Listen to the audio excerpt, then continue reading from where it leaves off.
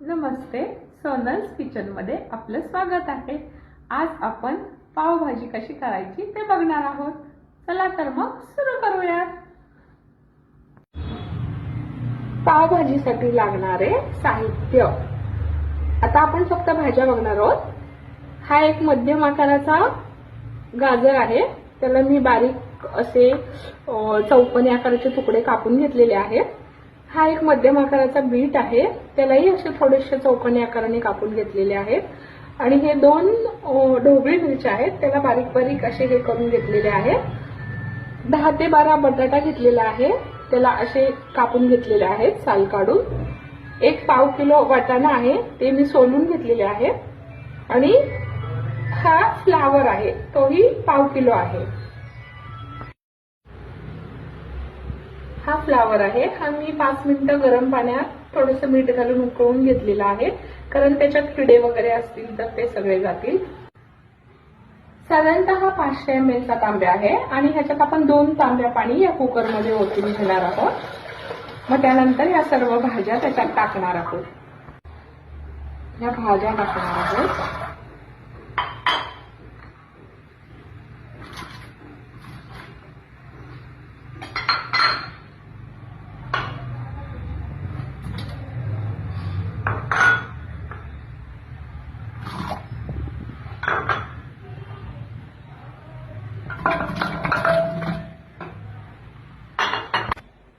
हा कुकर आता आपण गॅसवर ठेवला आहे, त्याच्या आपण आता साधारणतः 4 ते 5 शिट्ट्या करून घेऊया। कुकरच्या शिट्ट्या होईपर्यंत 4 मीडियम आकाराचे कांदे मी असे बारीक चिरून घेतलेले आहेत आणि 4 मीडियम आकाराचे टोमॅटो असे बारीक चिरून घेतलेले आहेत। आता आपण सुके मसाले बघूया। एक मोठा टेबलस्पून मी लाल तिखट घेतलेला आहे एव्हरेस्टचं। अर्धा टीस्पून धना पावडर घेतलेली आहे, अर्धा टीस्पून जिरा पावडर घेतलेली आहे। एक मोठा टेबलस्पून पावभाजी मसाला घेतलाय। इथे मी 10 रुपये किमतीचे 2 पावभाजी मसाल्याचे छोटे पॅकेट्स वापरलेले आहेत। आणि अर्धा टीस्पून हळद घेतलेली आहे। 8 ते 10 लसूण पाकळ्या आणि 1 इंच आले स्वच्छ धुवून घेऊन मी मिक्सर मधनं काढून आले लसूण पेस्ट करून घेतलेली आहे। कुकरच्या 4 शिट्ट्या झालेल्या आहेत, आता हा मी बाजूला काढून ठेवते। आता आपण पावभाजी करायला घेऊया।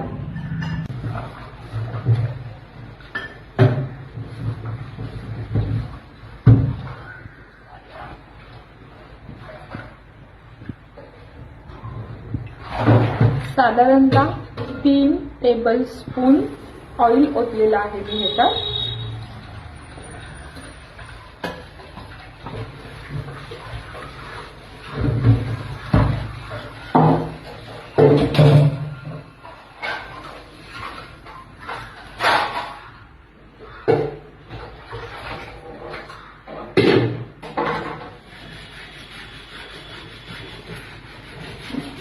तेल थोडंसं गरम झालेलं आहे, त्यात मी आता हिरवी मिरची घालणार आहे।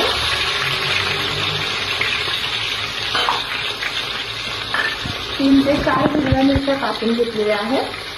त्यानंतर मी त्याच्यात कांदा टाकणार आहे।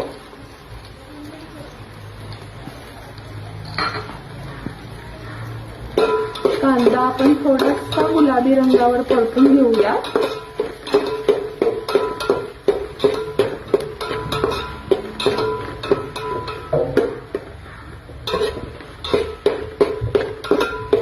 गॅस मोठा केलेला आहे।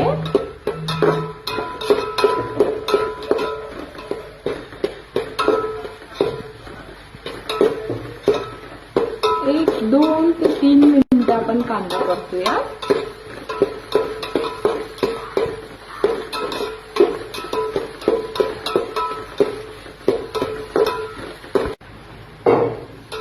कांदा गुलाबी रंगावर परतून झालेला आहे, त्यात आपण आता आलं लसूण पेस्ट घालूया।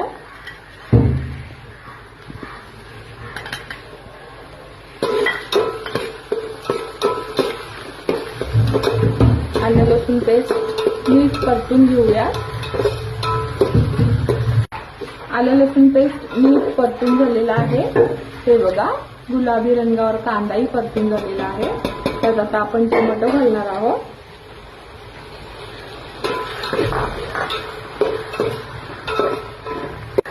आता आपण ह्याच्यात मीठ घालणार आहोत चवीनुसार.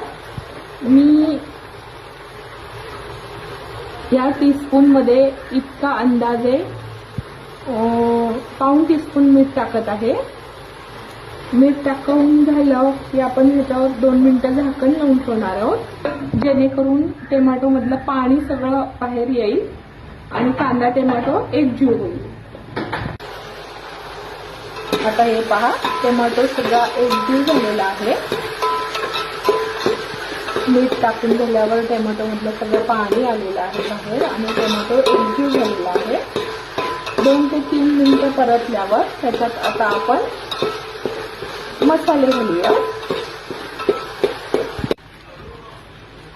आता हा कांदा टोमॅटो असा कडेने सरकवून घ्यायचा आहे, जेणेकरून सगळं तेल हे मधोमध येईल. यात अजून 1 टेबलस्पून तेल ओतलेलं आहे.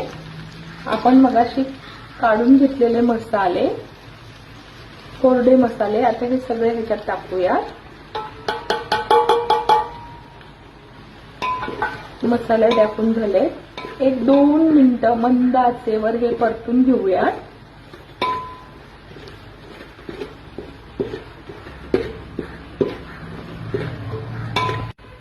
या वाटीने मी 2 टेबलस्पून थोडंसं पाणी ओतणार आहे, जेणेकरून मसाले चांगल्या प्रकारे शिजतील.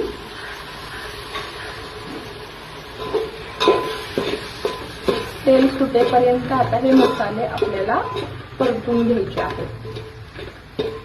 ह्या उकडलेल्या भाज्या मी मॅशरने एकदम बारीक करून घेतलेला आहे. आता हे आपण ह्या पातेल्यात टाकणार आहोत.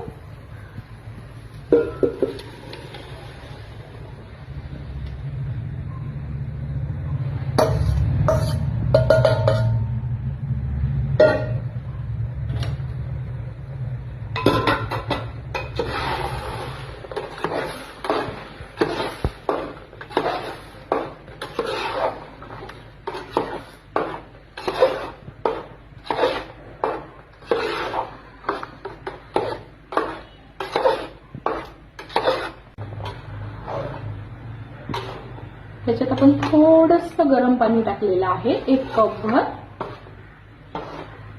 जेणेकरून हे संपूर्ण एकजीव होईल.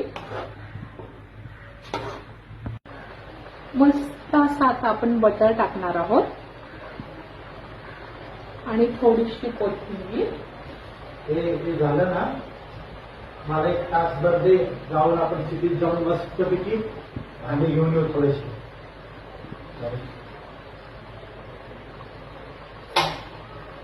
ही झाली आपली मस्त पावभाजी तयार.